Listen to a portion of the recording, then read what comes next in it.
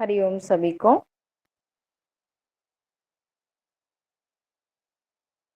कमर गर्दन सीधी करके बैठ जाएंगे। प्रार्थना करेंगे। दोनों हाथ प्रणाम मुद्रा में। लंबी सांस लेंगे। फिर सांस करते हुए एक बार ओम का उच्चारण करेंगे। फिर प्रार्थना।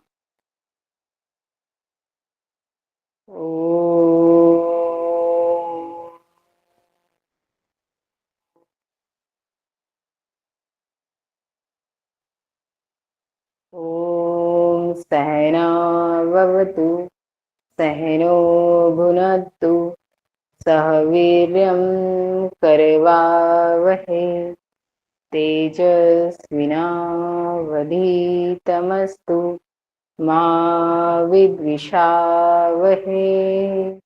ओम शांति शांति शांति।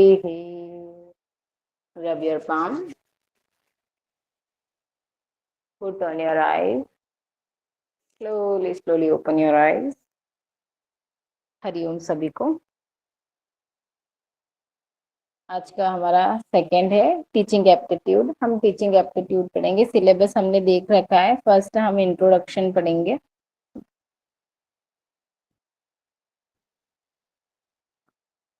स्लाइड ऊपर कर दीजिए ma'am. Yes. First teaching aptitude. Teaching aptitude में हम टीचिंग का फर्स्ट मतलब समझेंगे। टीचिंग एप्टीट्यूड में हम teaching is a personal relationship, मतलब दो लोगों के बीच में, टीचर और स्टूडेंट के बीच में जो बिहेवियर्स होते हैं और मॉडिफिकेशंस होते हैं उसे टीचिंग का मतलब दो, टीचिंग और एप्टीट्यूड। टीचिंग मतलब शिक्षण और एप्टीट्यूड मतलब योग्यता। टीचिंग एप्टीट्यूड का मतलब होगा शिक्षण अभिवृत्ति, सिखाने की स्वाभाविक क्षमता मतलब उनकी योग्यता। उसके बाद नेक्स्ट, जैसे हम नीचे इसमें देख रहे हैं, यह टीचिंग मतलब यह कुछ सिखाने की स्वाभाविक क्षमता होती है और शिक्षण अभिवृत्ति मतलब शिक्षण सिखाने की स्वाभाविक क्षमता होती है।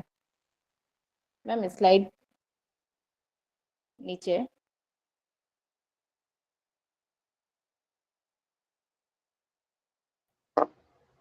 श्रावणी मैम।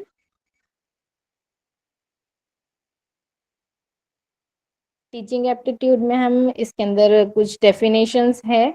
एच सी मॉरिशन ने दिया है, टीचिंग अधिक परिपक्व व्यक्ति और कम परिपक्व व्यक्ति के बीच में एक अंतर संपर्क है, मतलब एक इंटरमी inter intimate contact between two and more person and less more person. उसके बाद जैक्सन ने दिया है, जैक्सन ने शिक्षण दो या दो से अधिक व्यक्तियों के बीच आमने सामने की मुठभेड़ मतलब बातचीत, है ना, उसको बताया है इन्होंने। मतलब टोटल मिला के उन्होंने वही बताया है कि जो शिक्षण है फेस टू फेस होता है ना। फेस टू फेस भी हो सकता है, दो या दो से अधिक पर्सन हो सकते हैं, वन पर्सन हो सकता है। इस डेफिनेशन को देख लेंगे। उसके बाद जेबी हफ और जेम्स के डंकन ने दिया है। इसके अंदर शिक्षण के इन्होंने शिक्षण के चार चरण दिए हैं, जिसमें एक पाठ्यक्रम योजना चरण बताया, एक निर्देश चरण और एक मूल्यांकन चरण बताया है ना। इसके अंदर फिर नेक्स्ट है एनएल गेज ने दिए, जिसके अंदर उन्होंने लौकिक मतलब डेमोक्रेटिक पॉइंट ऑफ व्यू बताया है ना। डेमोक्रेटिक पॉइंट ऑफ व्यू बताया है। शिक्षण एक पारंपरिक प्रभाव है, यह जिसका उद्देश्य होता है दूसरे व्यक्ति के व्यवहार क्षमता को बढ़ाना, है ना, किसी के बिहेवियर में चेंज लाना ही टीचिंग है। फिफ्थ नंबर पे क्लर्क ने दी है, शिक्षण से तात्पर्य उन गतिविधियों से है जो छात्रों का व्यवहार में सुधार लाने के लिए डिजाइन और निष्पादित की जाती है। बिहेवियर में चेंज लाने के लिए टीचिंग की जाती है। नेक्स्ट, शिक्षण के 3 दृष्टिकोण बताए हैं, दृष्टिकोण से परिभाषित किया है। फर्स्ट होता है अथॉरिटेरियन, सत्तावादी। दूसरा होता है डेमोक्रेटिक, लोकतांत्रिक। और third one is laissez faire, है ना। फर्स्ट इज डेमोक्रेटिक, सत्तावादी। इसके अंदर हम टीचर्स को लेते हैं, मतलब जब क्लासरूम कम्युनिकेशन हो रहा है तो उसे हम क्या, मतलब उसमें टीचर की सत्ता होती है, मतलब जो पढ़ाने वाला है, जो टीचर है, जो बताएगा बच्चे वही सीखेंगे। हाँ, इसके अंदर जो बच्चे होते हैं वो मतलब लो लेवल का एक तरह से मान सकते हैं कि प्री प्राइमरी के जो बच्चे होते हैं उनके लिए ये टीचिंग यूज की जाती है। क्योंकि जो प्री प्राइमरी के बच्चे होते हैं वो क्या करते हैं कि वो अपने माइंड से कुछ सोचते नहीं है, बस जो उनके मैम बताते हैं वो वही पढ़ते हैं, है ना। तो अथॉरिटेरियन में हम मतलब प्री प्राइमरी को रखेंगे। उसके बाद डेमोक्रेटिक होता है, इसमें सब्जेक्ट सेंटर और टीचर सेंटर। इसमें जब बच्चे थोड़े बड़े हो जाते हैं, है ना, इसमें विचारशील हो जाते हैं, जैसे बच्चे 5th क्लास में चले गए हैं तो उसमें क्या होता है, बच्चे कुछ समझ भी रहे हैं, टीचर कुछ बता रहे हैं, तो उसमें बच्चे सोचते हैं अगर ऐसा बताया है तो टू का टेबल, अगर इसमें हम टू के टेबल का एग्जाम्पल ले सकते हैं कि अगर 2 into 2 है तो 4 के हुआ है ना। इसमें डेमोक्रेटिक में ये आ जाएगा। उसके बाद लेजी स्फेयर, इसमें स्टूडेंट सेंटर्ड होता है ये। इसके अंदर हम हाई लेवल पीएचडी लेवल की जो शिक्षा शिक्षा होती है, हम इसे इसमें वो वाली शिक्षा को रखेंगे। ठीक है, फाइन। मैं क्या बोल रही हूँ, मैं समझा पा रही हूँ आप लोगों को? एक बार बता दीजिए बस। Yes ma'am. Yes ma'am. Yes ma'am.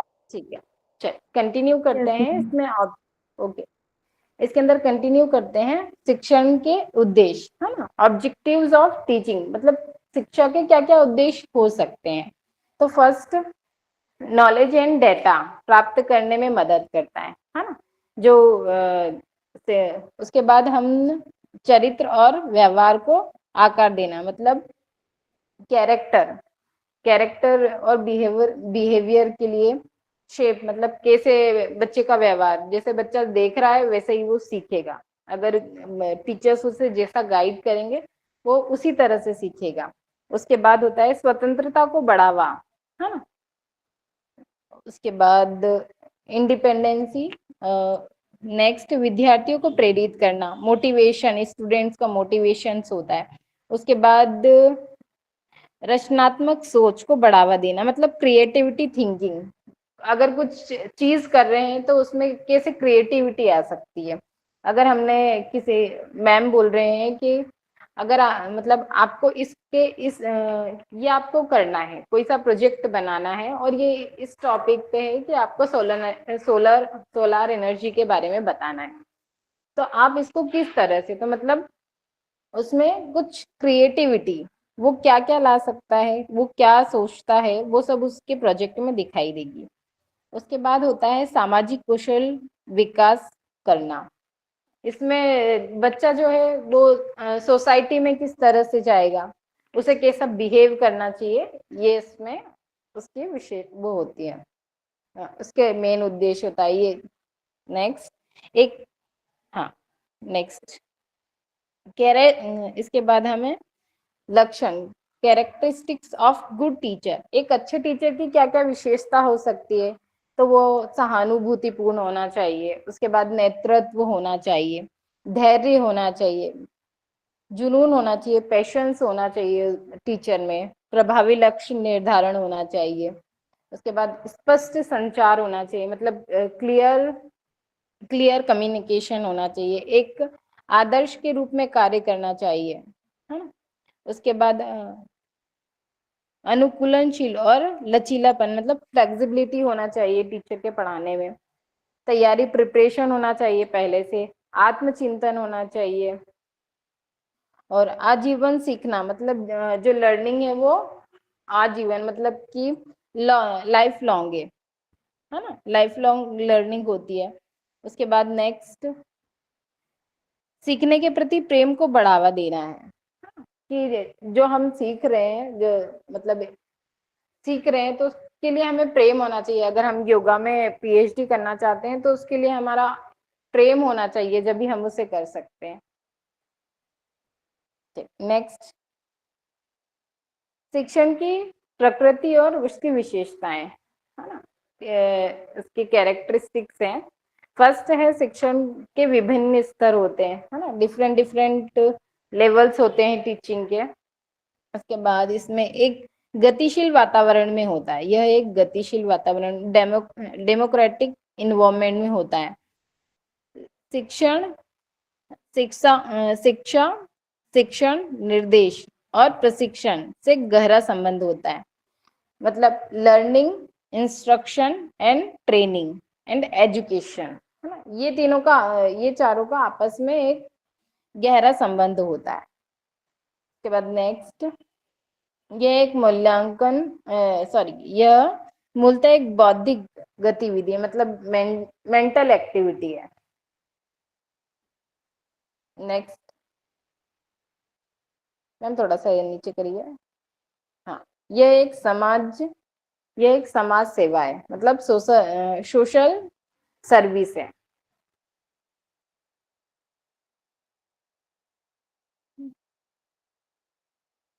I think some missing है। I think the slide was missing. Yes ma'am, I think, just wait.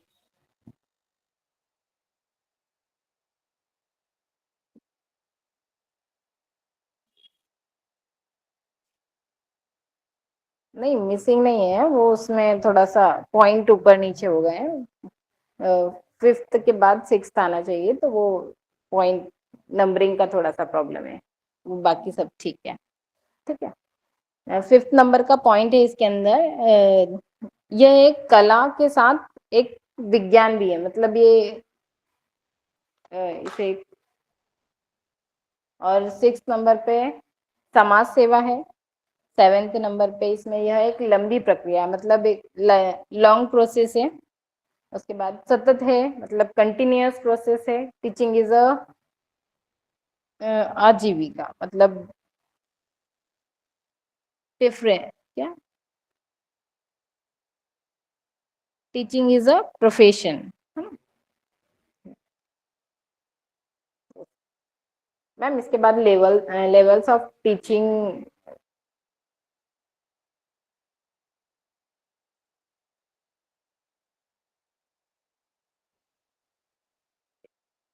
Next topic है हमारा लेवल्स ऑफ टीचिंग। टीचिंग के थ्री लेवल्स होते हैं। First is memory level, second is understanding and third one is reflective level, है ना, स्मृति स्तर, बोध स्तर और चिंतन स्तर। इसके अंदर हम तीनों को इस तरह से समझेंगे कि first memory level is primary level, okay, and secondary level is second, मतलब अंडरस्टैंडिंग लेवल इज द्वितीय स्तर, and third one is reflective level is तृतीय स्तर, थर्ड लेवल, रिफ्लेक्टिव लेवल। प्रथम लेवल कौन सा है? Memory level. द्वितीय अंडरस्टैंडिंग और तृतीय रिफ्लेक्टिव। फर्स्ट स्मृति स्तर किसने दिया है? तो हम हर्बर्ट ने दिया है, ठीक है। उसके बाद अंडरस्टैंडिंग लेवल मॉरिशियन ने दिया है। हाँ, ये मेरे पास टेबल है, मैं आपको उसमें से समझा रही हूँ, है ना। उसके बाद हमें थर्ड लेवल जो है वो हंट ने दिया है ना। स्मृति स्तर में हम लो लेवल है, इसे लो लेवल टीचिंग बोलेंगे, स्तर बोलेंगे। उसके बाद अंडरस्टैंडिंग लेवल को हम हाई लेवल बोलेंगे और चिंतन स्तर को हम अपर हायर लेवल बोलेंगे। ये इसके अंदर फिर हम जो प्राइमरी मेमोरी लेवल है उसमें हम जो उपकरण यूज करते हैं वो हो सकता है दृश्य हो सकते हैं, श्रव्य हो सकते हैं।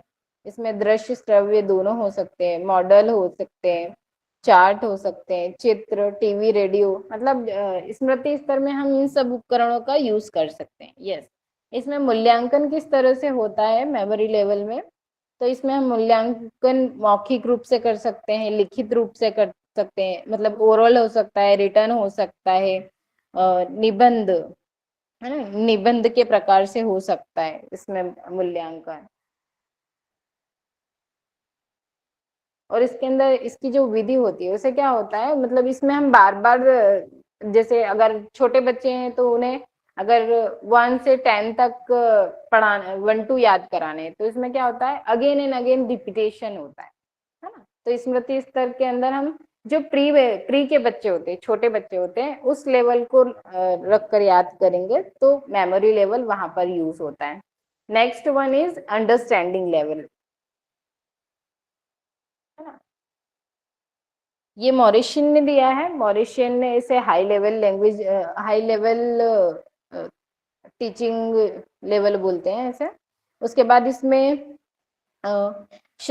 जो उपकरण होते हैं वो क्या क्या यूज होते हैं, तो दृश्य, मतलब दृश्य होते हैं, श्रव्य होते हैं, उसके बाद दृश्य श्रव्य दोनों हो सकते हैं, मॉडल हो सकते हैं, चार्ट हो सकता है इसमें, टीवी, रेडियो, ये सारा इसमें यूज किया जा सकता है।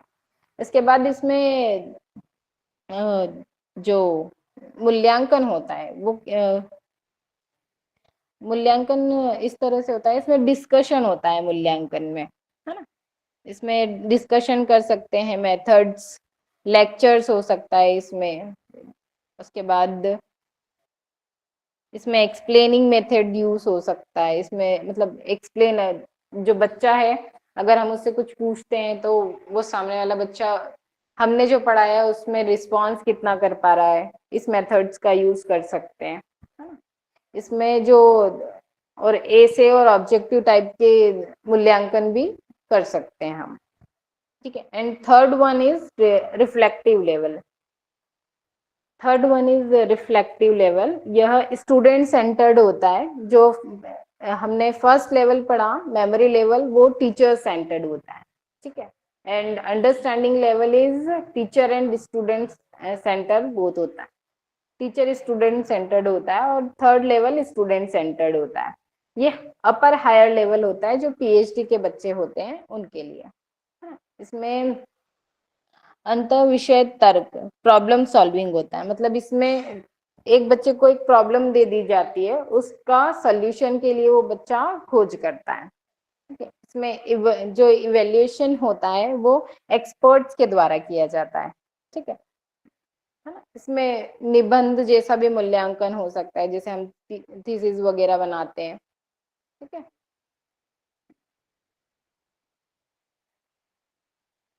ओके, हाँ, ये हमारे लेवल, टीचिंग के लेवल थे।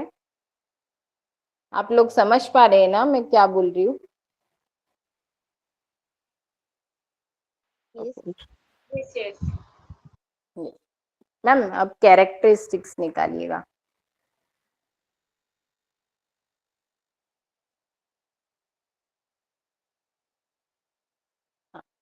अब लर्नर्स कैरेक्टरिस्टिक, मतलब शिक्षार्थी की विशेषताएं। शिक्षार्थी में क्या क्या विशेषता होनी चाहिए, तो वो तत्परता, मतलब रेडीनेस होना चाहिए, मतलब सीखने की प्रेरणा होना चाहिए, उसमें रुचि होना चाहिए, जिज्ञासा होना चाहिए, मतलब इंटरेस्ट होना चाहिए बच्चे में, है ना। उसके बाद नेक्स्ट वन इज अभ्यास, मतलब जब तक हम अभ्यास नहीं करेंगे किसी चीज किसी चीज का, अभ्यास मतलब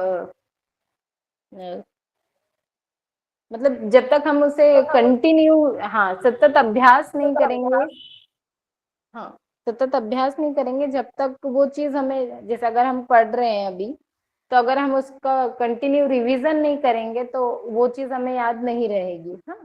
तो अभ्यास होना चाहिए, अभ्यास कर, उसके बाद इफेक्ट होना चाहिए, प्रभाव, प्रभाव, इसमें आनंद आनंद आनंद से जुड़ी गतिविधियों को उन गतिविधियों की तुलना में प्राथमिकता दी जाती है जो दर्द और सजा का कारण बनती है ना। इसके अंदर मतलब आनंद से जुड़ी इफेक्ट, मतलब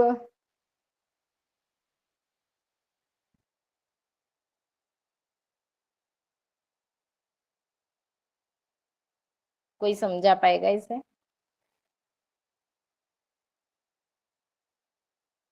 Yeah, whatever we are learning, we need. हाँ, इंग्लिश में थोड़ा सा बता दीजिए अगर कोई बता सकता है तो, नहीं तो मैं फिर हिंदी में बताती हूँ।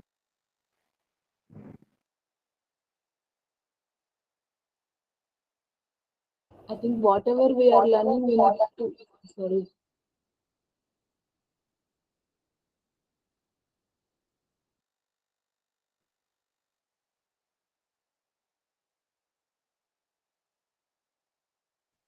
Shravani ma'am, please explain. I can't able to see the screen. Whatever we are learning, we need to learn with pressure, not with pain or some like if we get any punishment, then only we need to learn. Then it has to be not like like playful. So it has to be playful and it has to be pleasure, which gives you happiness when you are learning. That is. Okay. Okay, thank you Shravani ma'am. Fourth one is aptitude and habits, मतलब दृष्टिकोण और आदतें। मतलब जो छात्र का दृष्टिकोण आना चाहिए वो सकारात्मक, मतलब पॉजिटिव होना चाहिए, ठीक है। और उत्साहवर्धक, मतलब इंकरेजिंग होना चाहिए, ठीक है। उसके बाद नेक्स्ट,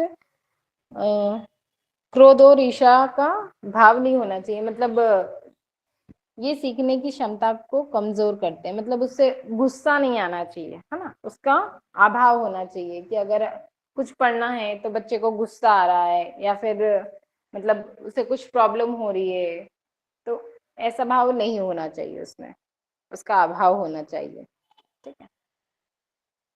मैम स्लाइड चेंज करिए।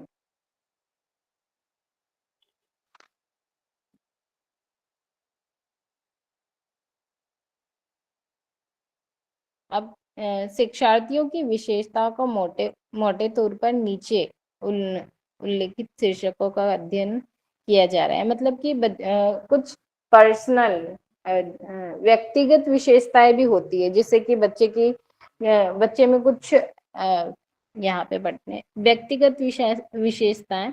ये किसी व्यक्ति की उम्र, लिंग, बोली जाने वाली भाषा, संस्कृति, पृष्ठभूमि आदि जैसी जनसंख्या की सांख्यिकी से संबंधित है, और यह शिक्षार्थियों की विशेषता का एक बहुत महत्वपूर्ण पहलू भी है।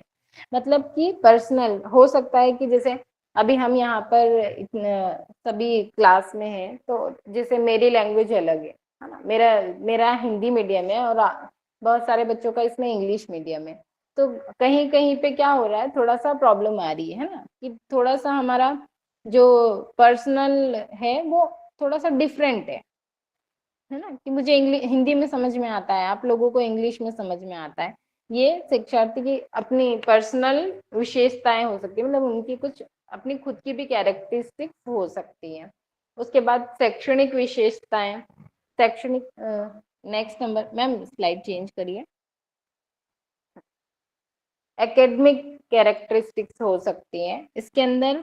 ये विशेषताएं किसी व्यक्ति, लोगों के समूह आदि से संबंधित शैक्षिक या सीखने की विशेषताएं, जहां उनके पूर्व ज्ञान, शैक्षिक शैली और शिक्षा के स्तर पर भी विचार किया जाता है ना? जैसे कि इसमें हम यहाँ पे उसका प्रीवियस नॉलेज क्या रहा है ना, उसका एकेडमिक जो एकेडमिक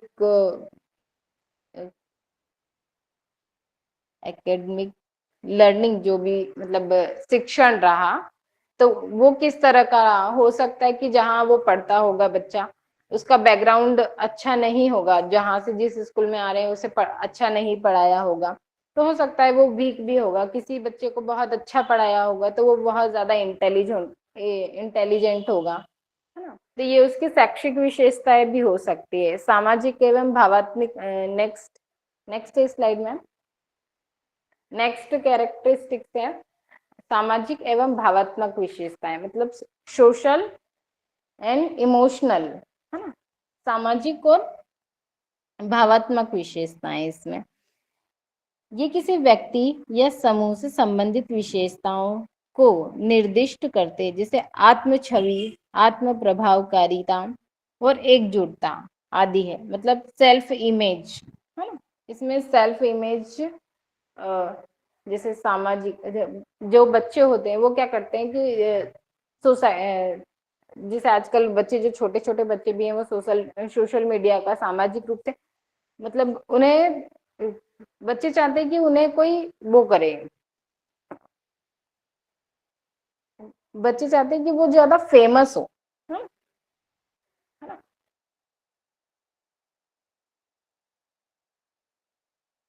नेक्स्ट नेक्स्ट है कग्नेटिव, दिमागी रूप से संज्ञात्मक कग्नेटिव। इसमें होता है यह किसी व्यक्ति की मानसिक क्षमता को संदर्भित करता है और मानसिक प्रक्रियाओं, बौद्धिक कौशल, अपनाई गई समस्या समाधान तरीकों आदि जैसे पहलुओं पर विचार किया जाता है। मतलब कि इसके अंदर किसी व्यक्ति की मानसिक क्षमता, मतलब उसकी जो मेंटल कैपेसिटी है वो कितनी है ना। उसके बाद उसकी मानसिक प्रक्रिया क्या है, मतलब उसका माइंड किस तरह से प्रोसेस करता है। फिर बौद्धिक क्षमता, मतलब उसका कॉग्निटिव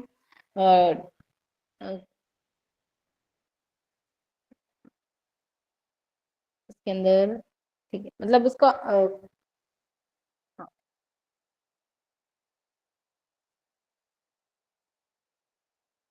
इसके अंदर मानसिक प्रक्रियाएं, मतलब उसकी जो मेंटली प्रोसेस है ना, ये शिक्षण के उसमें वो सब उसे प्रभावित करेंगी। ठीक है। इसके बाद किशोर और वयस्क विद्यार्थियों की विशेषताएं, मतलब एडोलेसेंट और एडल्ट लर्नर जो है उनकी कैरेक्टरिस्टिक्स बताई है। इसके अंदर एडोलेसेंट लर्नर कौन से होते हैं, जो 13 to 20, है ना, 20 ईयर होते हैं, उन्हें एडोलेसेंट लर्नर कहते हैं। इसके अंदर इसमें 3 टाइप्स के होते हैं। इसमें फर्स्ट होता है प्रारंभिक किशोर, द सेकेंड मध्य किशोर अवस्था, और थर्ड वन इज विलंबित किशोर। ठीक है, नीचे इसमें दिया है early adolescent and middle and late late adolescent, इनकी एज। उसके बाद एडल्ट होते हैं, एडल्ट 25+ होते हैं, है ना। एडोलेसेंट एडल्ट लर्नर होते हैं जो 25 साल से बड़े होते हैं। इसके अंदर इनकी क्या विशेषता होती है, ये गोल ओरिएंटेड होते हैं, है ना। उसके बाद इन्हें स्वैच्छिक, मतलब ये खुद से कुछ भी कार्य खुद से करते हैं, है ना।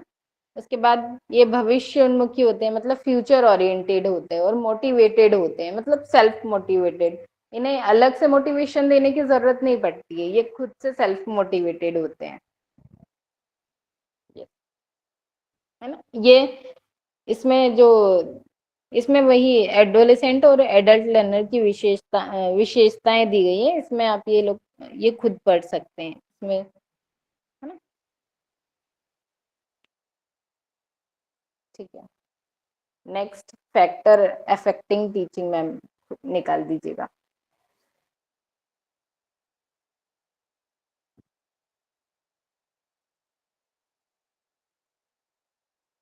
मैम थोड़ा फास्ट करिए क्योंकि ऑलरेडी 9:40 और बहुत सारा पीडीएफ है, तो सारे कवर कर पाएंगे? जो जो इम्पोर्टेंट चीजें सिर्फ इस उसी को ही हाईलाइट कर दीजिए। हाँ ठीक है। इसके अंदर हम ना शॉर्ट शॉर्ट में ऐसा पढ़ सकते हैं, जैसे कि फैक्टर अफेक्टिंग टीचर्स है, तो कौन कौन से फैक्टर्स हैं जो अफेक्ट कर रहे हैं। जैसे टीचर होता है ना, जैसे इसमें मेन जो मैंने लिखा है मैं आपको वो बता देती हूँ। फैक्टर अफेक्टिंग मतलब जो टीचिंग पर जो फैक्टर्स अफेक्ट कर रहे हैं वो कौन कौन से हैं, तो क्या क्या अफेक्ट करेगा, ये इंपॉर्टेंट है, ये जोड़ी मिलाने में आ जाता है ना। टीचर्स, इसमें टीचर्स अफेक्ट करेंगे, लर्नर्स इफेक्ट करेंगे, सपोर्ट मटेरियल जो भी होगा वो इफेक्ट करेगा, इंस्ट्रक्शनल फैसिलिटीज जो होंगी वो अफेक्ट करेंगी, एंड टीचिंग लर्निंग इन्वायरमेंट किस तरह का है वो अफेक्ट करेगा, इंस्टीट्यूशन किस तरह से किस इंस्टीट्यूशन में बच्चा पढ़ रहा है वो इफेक्ट करेगा, और टीचर ट्रेनिंग और एक्सपीरियंस मतलब टीचर का कितना एक्सपीरियंस है वो हमारे जो टीचिंग पर इफेक्ट करेगा। ठीक है, ये इसके मेन है, इसके अंदर आप लोग पढ़ लीजिएगा। ठीक है, इसमें हाँ ये इसके मेन हाईलाइटेड पॉइंट है जो मैंने आपको बता दिए, जो ऊपर ही लिखे हुए हैं। ठीक है, ये 1 बाय 1 एक्सप्लेन करूँ क्या मैं थोड़ा, क्योंकि ये बहुत नो इजी नीड। है ना? No need, no. ओके। देख लीजिए मैम, आगे और है क्या कुछ? आगे मैम, श्रावणी मैम आगे बढ़ाते जाइए। हाँ, यस। इसके बाद नेक्स्ट ओपन कर लीजिए, शिक्षण को प्रभावित करने वाले कारक, है ना? मैम थोड़ा इंग्लिश में बता दीजिए उसका क्या हेडिंग हो सकता है। Factors affect. ओके। हाँ, factor affect.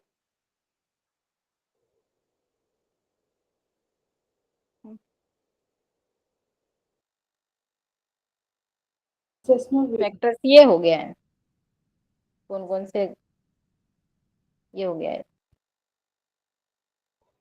This one completed Shravani ma'am. next one. हाँ, next one next one ma'am. को, हाँ नेक्स्ट कोई सा भी ले लीजिए, कोई दिक्कत नहीं है, इसमें सपोर्ट मटेरियल ले लीजिए, चलिए ओके ओके। सपोर्ट मटेरियल वाला ले लीजिए। System, Shravani ma'am, you can take any one PDF. You can take a हाँ support matter. 1 बाय 1 आप ले लीजिए, कोई प्रॉब्लम नहीं है। इवेल्युएशन देख लेते हैं।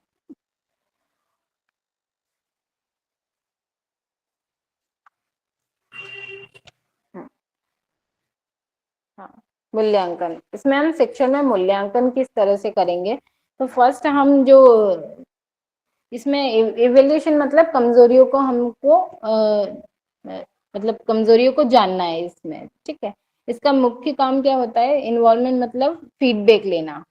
ठीक है, बेटर फीडबैक क्यों ले रहे हैं, तो हम बेटर गाइडेंस के लिए ले रहे हैं कि हम जो भी कार्य कर रहे हैं उसमें क्या कमियां हैं उसको पूरा करने के लिए, उसमें जो कमियां हैं उसे दूर करने के लिए फीडबैक ले रहे हैं।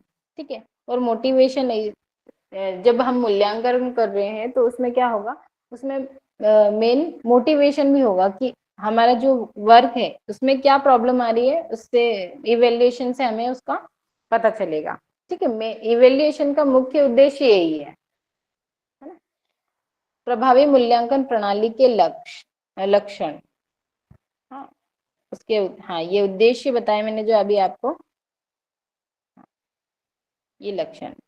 ठीक है, एक प्रभावी मूल्यांकन प्रणाली के लक्षण क्या क्या होते हैं, तो इसमें व्यापक होता है, मतलब ये मूल्यांकन जो है बच्चों के विकास के सभी पहलुओं तक पहुंचने के लिए डिजाइन किया जाना चाहिए, और बच्चों के प्रदर्शन का विस्तार से मूल्यांकन करना चाहिए। मतलब एक बहुत बड़े रूप में होना चाहिए कि बच्चों को आगे भी फ्यूचर में भी इसे काम आए।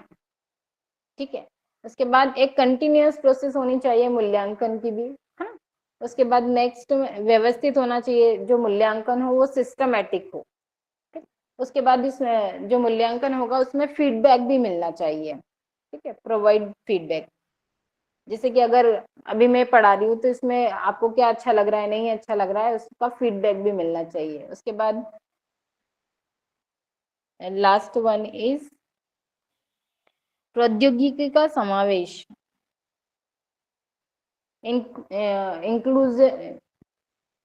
Inclusion of technology. ठीक है, मतलब टेक्नोलॉजी का भी यूज किया जाना चाहिए। अब इसके अंदर मूल्यांकन प्रणाली के तत्व, इसमें तत्व मतलब क्या क्या एलिमेंट्स हो सकते हैं, तो दर्शक हो सकता है, मतलब ऑडियंस होगी इसके अंदर, उद्देश्य होगा, कोई पर्पस होगा मूल्यांकन का, तभी मूल्यांकन हो रहा है। इसमें क्वेश्चंस होंगे, मूल्यांकन किस तरह से होगा, क्वेश्चंस भी होंगे। दायरा हो गया, दायरा होगा मतलब कि कोई सा स्कोप होगा, और संसाधन होंगे मतलब कि सोर्स होंगे, मतलब कुछ ना कुछ मूल्यांकन करने के लिए सोर्स होंगे, किसी मतलब जिस तरह से हम बच्चों का मूल्यांकन कर रहे हैं। अब मूल्यांकन प्रणाली की प्रोसेस होगी, तो इसके अंदर हम उद्देश्य की पहचान, मतलब हमें सबसे पहले ऑब्जेक्टिव हमें फाइंड करना पड़ेगा, है ना, कि ऑब्जेक्टिव क्या होना चाहिए, किसका मूल्यांकन करना है। उसके बाद विषयों का चयन होना चाहिए, मतलब कि जो पढ़ाए जाने वाले विषय हैं उसका क्या होगा, सिलेक्टिंग टॉपिक्स होंगे, उसके अंदर प्लानिंग होगी, है ना, कि प्लानिंग स्टेबल लर्निंग एक्टिविटीज होगी।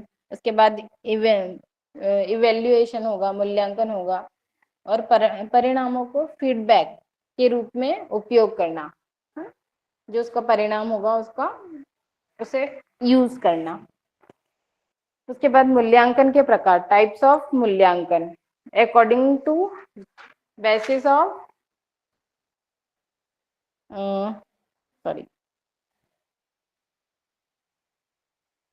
According to basis of approaches, मतलब बुनियादी दृष्टिकोण के आधार पर 2 टाइप्स के इवेल्युएशन होते हैं, क्वालिटी और क्वांटिटेटिव, है ना। क्वालिटेटिव, यहीं से हम इसको क्वालिटी को समझ लेते हैं। क्वालिटी मतलब उसके गुणों को देखना, है ना, किसी बच्चे के गुण, मतलब उसके अंदर क्या क्या अच्छी चीजें हैं उसको देखना, उससे उसका मूल्यांकन करना। और क्वांटिटेटिव मतलब कि मात्रात्मक, मतलब उसके रिजल्ट को देखकर उसका मूल्यांकन करना। ठीक है, नेक्स्ट है हमारा उसके बाद on the basis of phase of instruction, निर्देश के अनुसार चरणों के आधार पर उसका मूल्यांकन करना। प्लेसमेंट होता है, फॉर्मेटिव होता है, डायग्नोस्टिक होता है और समिटिव होता है। प्लेसमेंट इवेल्युएशन जो होता है वो हम बच्चे जब एडमिशन लेता है उसके पहले उसका प्रीवियस नॉलेज कितना है उसको जानने के लिए करते हैं। ठीक है, फॉर्मेटिव इवेल्युएशन मतलब कि प्रवेश के बाद, है ना, उसके बीच में मूल्यांकन जो होता है कि बच्चे को कितना आ रहा है कितना नहीं आ रहा है, प्रवेश के बाद जो हम देखते हैं। और डायग्नोस्टिक इवेल्युएशन मतलब कि किसी विषय के समाप्त, मतलब एक टॉपिक खत्म हो गया उसके बाद हम उसका इवेल्युएशन कर रहे हैं। ठीक है, उसके बाद हम समेटिव इवेल्युएशन कब करते हैं, जब बच्चे को हमने पूरा एक सेमेस्टर पूरा हो गया उसके बाद उसका इवेल्युएशन हो रहा है, तो वो समेटिव इवेल्युएशन होता है। Third one is on the basis of nature of reference, है ना। रेफरेंस के अकॉर्डिंग 2 टाइप्स के होते हैं, नॉर्म और मानदंड, मतलब क्राइटेरियन, है ना, नॉर्म और क्राइटेरियन। नॉर्म क्या होता है, नॉर्म मतलब कि जो कंपेयर होता है, इसके अंदर कंपेयर किया जाता है, मतलब कि इसमें जैसे हम यूजीसी नेट का एग्जाम देते हैं तो इसमें सभी के लिए एक जैसा पेपर आता है। ठीक है, इसमें जब कट ऑफ कैसे उठता है कि किस सब्जेक्ट में, मतलब कंपेयर होते हैं कि किसके मार्क्स ज्यादा है, ऐसे मार्क्स से कंपेयर होता है।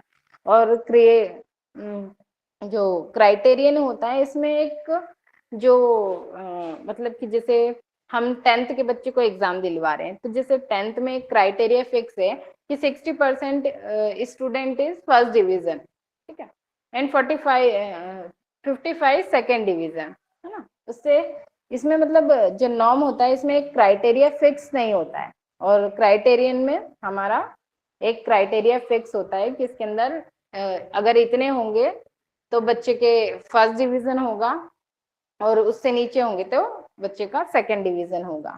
ठीक है,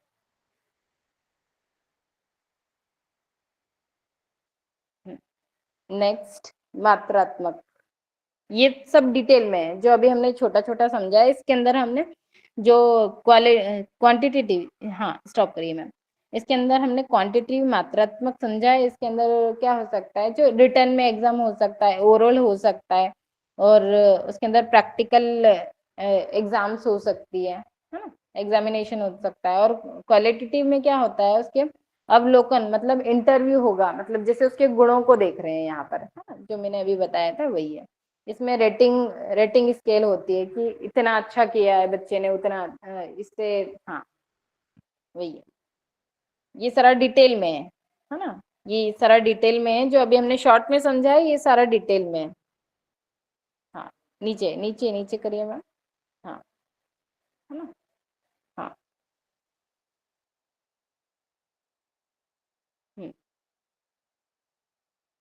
हाँ, सीबीसीएस, सीबीसीएस मैम। हाँ, सीबीसीएस क्या है, ये यूजीसी द्वारा दिया गया है। ये छात्रों को केंद्रित करके दिया जाता है, छात्रों को अपने विषय चुनने की अनुमति होती है। मतलब सीबीसीएस मतलब चॉइस बेस्ड क्रेडिट सिस्टम, है ना। इसमें बच्चों को अपने सब्जेक्ट चुनने की मतलब अनुमति होती है, मतलब बच्चा अपना सब्जेक्ट चुन सकता है ना। इसमें क्रेडिट दिए जाते हैं, जैसे ओ ए, है ना, ये सब इसमें दिया जाता है। इसकी कुछ विशेषताएं होती है, छात्र अपने विषय को चुन सकते हैं। इसमें रोजगार भी प्रदान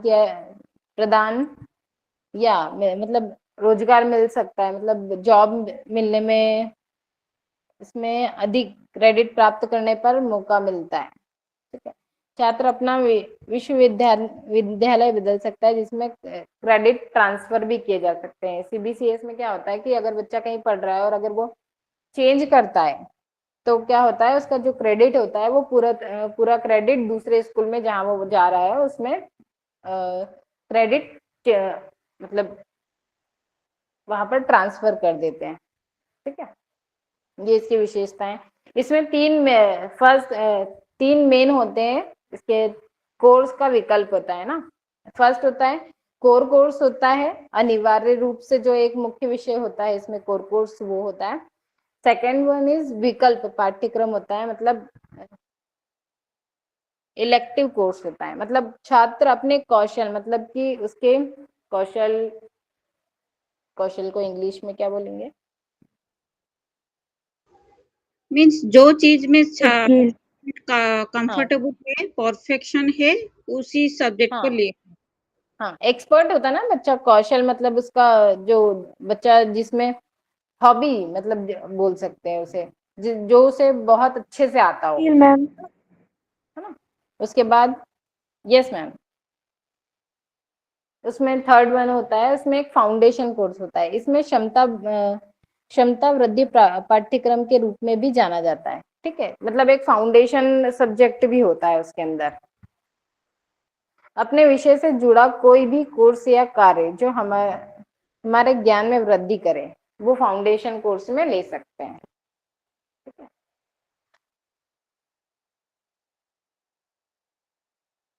उसके बाद ये हटा दीजिए, ये सब तो, ये जो क्रेडिट्स कैसे दिए जाते हैं वो सब है, एक बार आप लोग देख लीजिएगा। ठीक है, नेक्स्ट।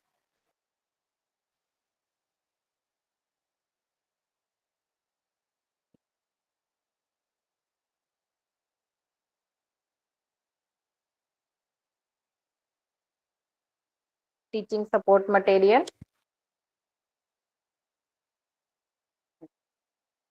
टीचिंग सपोर्ट मटेरियल में इसमें शिक्षण सहायक प्रणाली, है ना। इसके अंदर ट्रेडिशनल दो तरह के होते हैं, ट्रेडिशनल और मॉडर्न, है ना। ट्रेडिशनल में क्या होता है, इससे अभी लास्ट जो हमने एग्जाम दी उसमें ये क्वेश्चन आया था, इसको सीक्वेंस में जमाने के लिए आया था, है ना। ये पारंपरिक प्रथा, हाँ ट्रेडिशनल, ये रही, यस।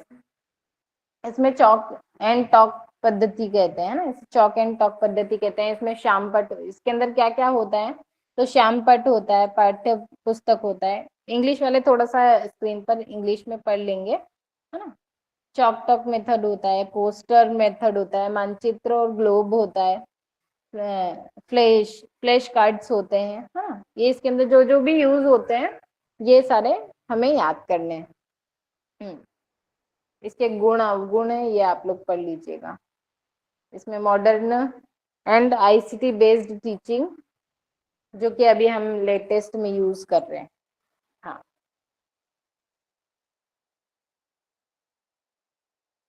हाँ, इसके अंदर हम आईसीडी जो अभी यूज कर रहे हैं, इसके अंदर क्या होता है, ये एक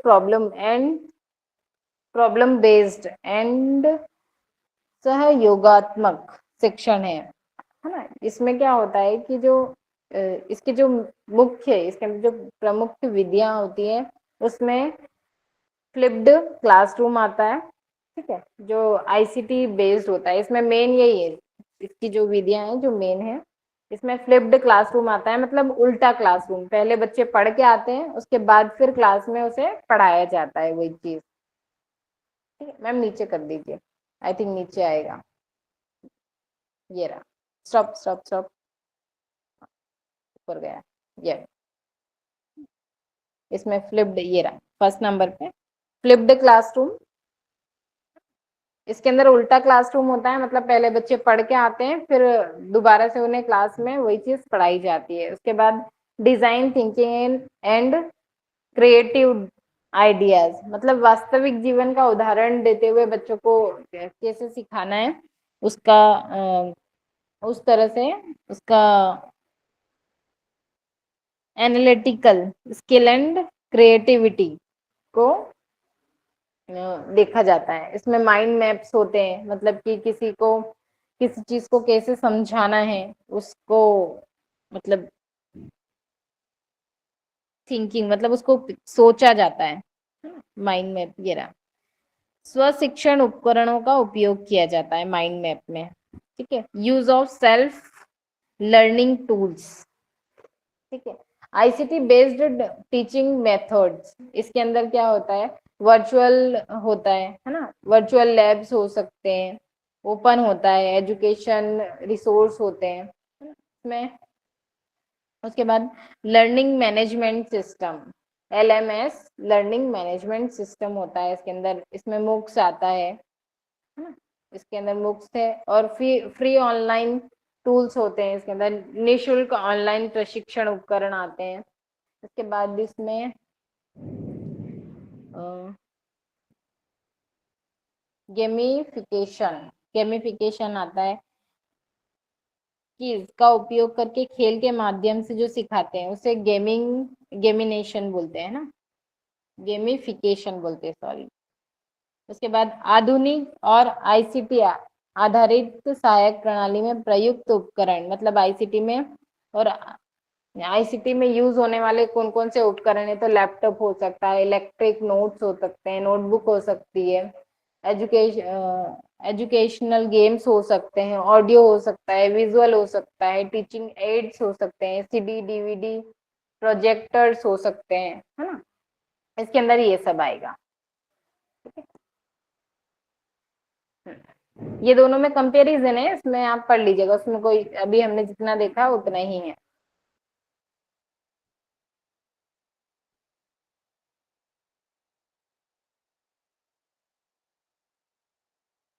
इसके अंदर हम इसे एक चार्ट से ही समझ लेते हैं। हाँ, ये वाला चार्ट ही निकाल लीजिए, इससे समझ में आ जाएगा पूरा।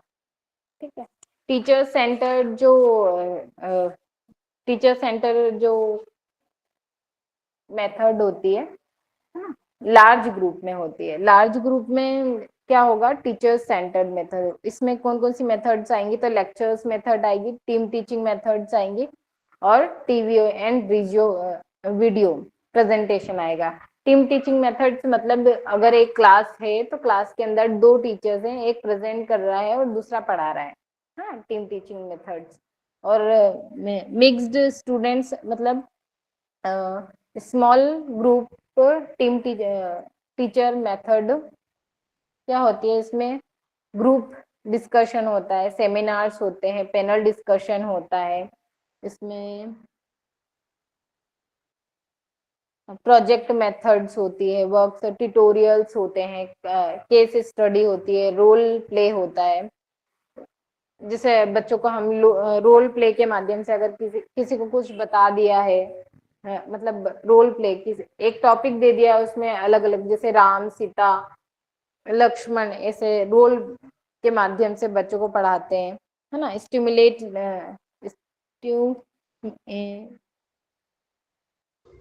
सिमुलेशन। सिमुलेशन, सिमुलेशन, हाँ, सिमुलेशन लर्निंग होती है। उसके बाद डेमोन्स्ट्रेशन होता है, हाँ? और इंडिविजुअल में क्या क्या हो सकता है, तो इंडिविजुअल मेथड्स में हो सकता है, ट्यूटोरियल्स होते हैं, असाइनमेंट्स होते हैं, प्रोजेक्ट वर्क होता है, केस स्टडी होती है, प्रोग्राम्ड इंस्ट्रक्शन होते हैं, और कंप्यूटर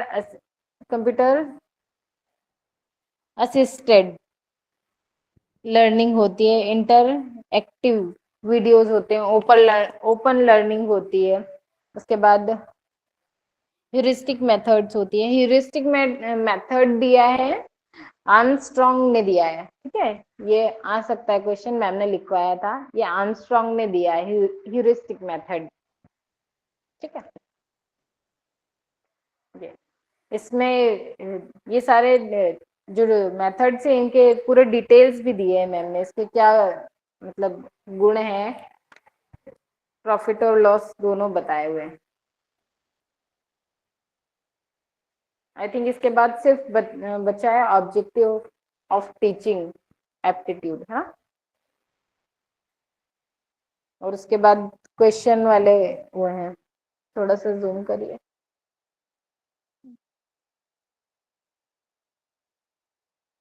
ब्लूम्स ब्लूम्स का क्वेश्चन इस बार नहीं आया था, बट आता है इसका क्वेश्चन। ब्लूम का शिक्षण सिद्धांत, क्लासिफिकेशन ऑफ ब्लूम्स टेक्सोनॉमी।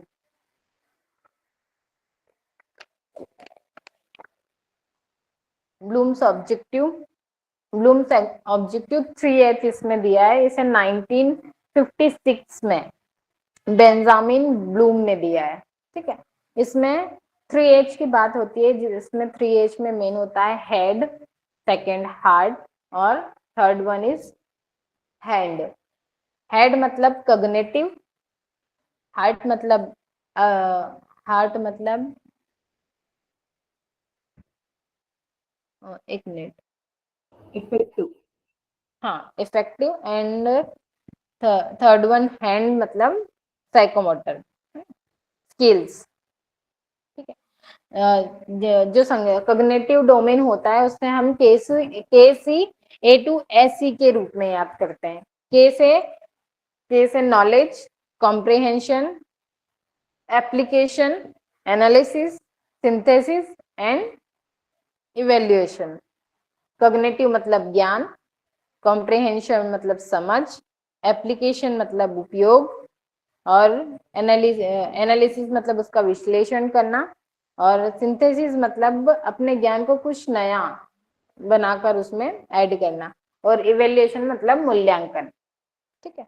ये इसके पॉइंट है, आप एक एक बार पढ़ेंगे तो भी समझ में आ जाएगा, है ना। बेंजामिन ब्लूम ने दी थी, नहीं ये 1956 में दी थी, उसके बाद इन्होंने सेकेंड टाइम, और ये एक हैरार्की है, ठीक है, नीचे से ही शुरू होगा, के मतलब नॉलेज से ही शुरू होगा और इवेल्युएशन पे खत्म होता है। 2001 में इसका नया मतलब नए, आई थिंक इनके शिष्य ने दी थी, मैम ने बताया था, इसके अभी मुझे याद नहीं आ रहा है। सेकेंड वन इज भावात्मक मतलब इफेक्टिव डोमेन, ठीक है। इफेक्टिव मतलब भावात्मक मतलब किसी इमोशनल उससे समझना, है ना। इसे हम R2VOC के रूप में याद करेंगे, भावात्मक पक्ष को, ठीक है, यस। इसके R2VOC, R2 मतलब R क्या है, फर्स्ट है receiving, second responding, third valuing, fourth organising, and fifth one is characterising, ठीक है। इसमें फर्स्ट रिसीविंग मतलब उसको ग्रहण करना, ठीक है।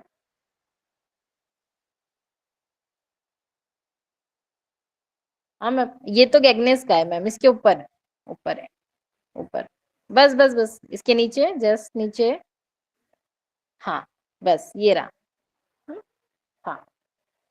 फर्स्ट रिसीविंग मतलब उसे ग्रहण करना, रिस्पॉन्डिंग मतलब उसे उस पर प्रतिक्रिया देना, और इसमें मैम ने गाड़ी वाला एग्जाम्पल भी दिया था, है ना, कि फर्स्ट हम मतलब उसे ग्रहण कर रहे हैं, मतलब गाड़ी चलाते हुए देख रहे हैं, फिर उसे प्रक्रिया मतलब प्रक्रिया देना मतलब कि रिस्पॉन्ड करना है, उसमें फिर आकलन करना है, वैल्यूइंग, फिर ऑर्गेनाइजिंग, उसमें मिलाना, फिर कैरेक्टराइजिंग मतलब उसे कैरेक्टर में लाना, ठीक है। फिर उसके बाद नेक्स्ट थर्ड नंबर पे हमने साइकोमोटर देखा।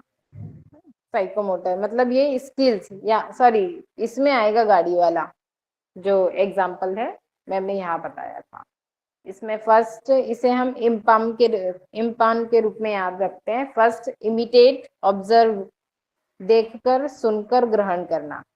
फिर मैनिपुलेट, काम को करना। फिर उसके बाद थर्ड वन इज प्रिसीजन, काम को बार बार करना परफेक्ट करने के लिए। ठीक है। Fourth one is articulation, perfect होना किसी चीज में। उसके बाद नेचुरलाइजेशन मतलब व्यवहार में लाना। ठीक है। ये तीन हो गए हैं, है ना, ऑब्जेक्टिव। ब्लूम्स ऑब्जेक्टिव है तीनों। उसके बाद गेगनेस के हैं। हाँ, गेगनेस के हमारे 7 हैं। 7 नहीं, सॉरी 8 है। 8 इसे S2CV DCRT ऐसे याद करना है। First is signal learning, signal को देखकर सीखना, है ना। ये सिग्नल लर्निंग किसने दिए, ये इसमें से क्वेश्चन बनते हैं। सिग्नल लर्निंग जो थ्योरी है वो किसने दी है, तो ये पैवलॉग ने दी है ना। उसके बाद स्टिमुलेट लर्निंग जो थ्योरी है वो किसने दी है, तो वो दिए BF स्कैनर ने। इसकी आप लोग जोड़ी बना लीजिएगा, क्योंकि है ना ये क्वेश्चन आता है, इस बार नहीं आया था बट आता है ये क्वेश्चन। उसके बाद चेनिंग, एक के बाद एक चीज को एक के बाद एक चीज सीखना। ठीक है। उसके बाद वर्बल एसोसिएशन, एसोसिएशन छोटे से बड़े को देखकर सीखना। उसके बाद डिस्क्रिमिनेशन, भेदभाव कर पाना। ठीक है। उसके बाद कॉन्सेप्ट लर्निंग, उसके बाद रूल लर्निंग, उसके बाद प्रॉब्लम सॉल्विंग। ठीक है। ये इसमें गेगनेस के हैं। जो ऊपर 3-4 नाम बताए ना वो तो आते ही है, जोड़ी मतलब उसमें आते हैं जोड़ी मिलाने में। हाँ, ये सिग्नल, ये इसका डिटेल है, ये आप लोग एक बार बस पढ़ेंगे तो भी समझ में आ जाएगा। यस।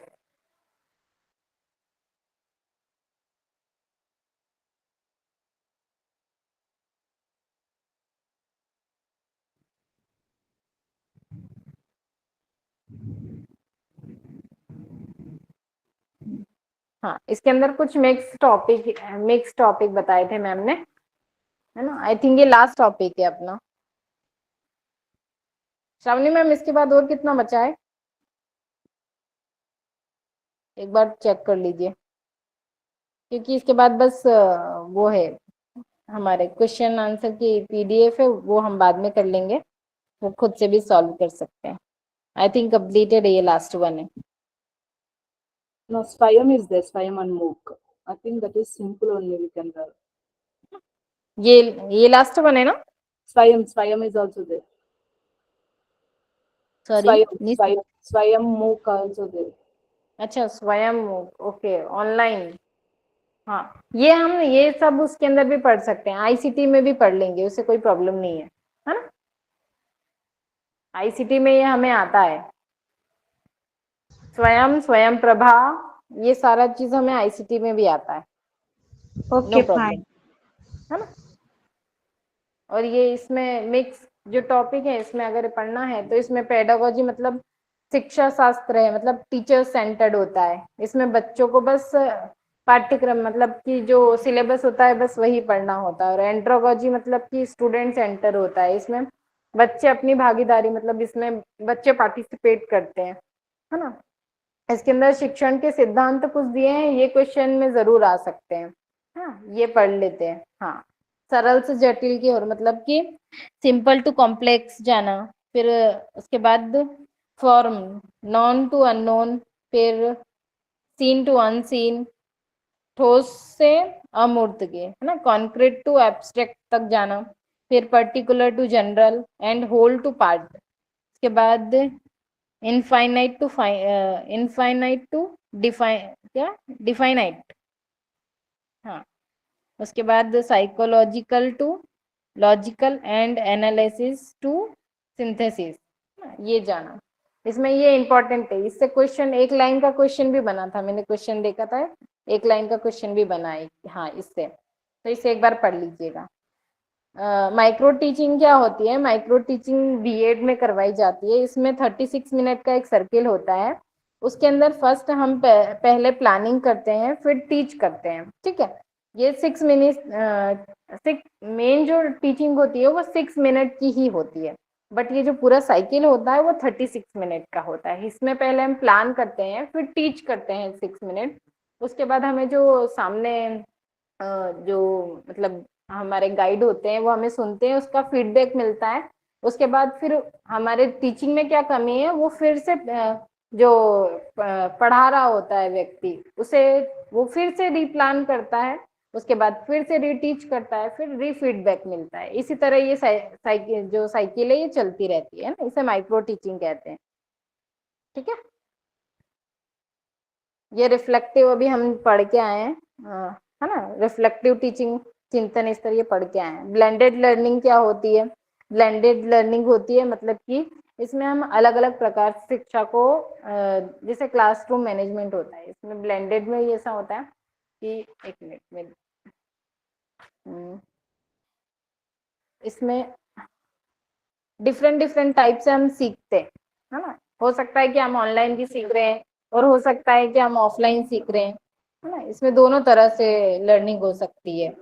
जैसे कि हो सकता है कि जैसे अभी हम ऑनलाइन क्लासेस ले रहे हैं और यही चीजें कोई ऑफलाइन में ले रहा है, तो इस तरह से जो होता है ना मिश्रित मतलब मिक्स्ड होता है, सेक्शन होता है। इसे पढ़ लेंगे आप लोग एक बार, इतना इम्पोर्टेंट नहीं है ये। वैसे क्लासरूम मैनेजमेंट टिप्स होती है कि क्लासरूम को कैसे मैनेजमेंट पूरा करना है हमें। फिर इंडक्टिव और डिडक्टिव होता है, ये हमने उसमें पढ़ा है ना, लॉजिकल रीजनिंग में पढ़ कर आए हैं इंडक्टिव और deductive. Inductive is IPG and deductive is DGP, yes, है ना।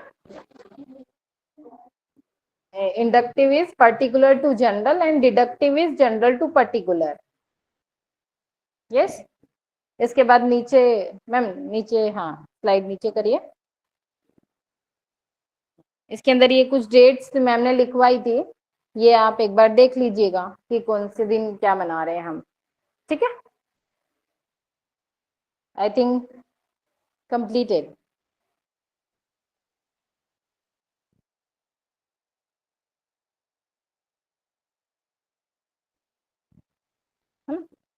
श्रावणी मैम कंप्लीटेड ना? Yes, yes. हाँ, स्टॉप कर दीजिए रिकॉर्डिंग।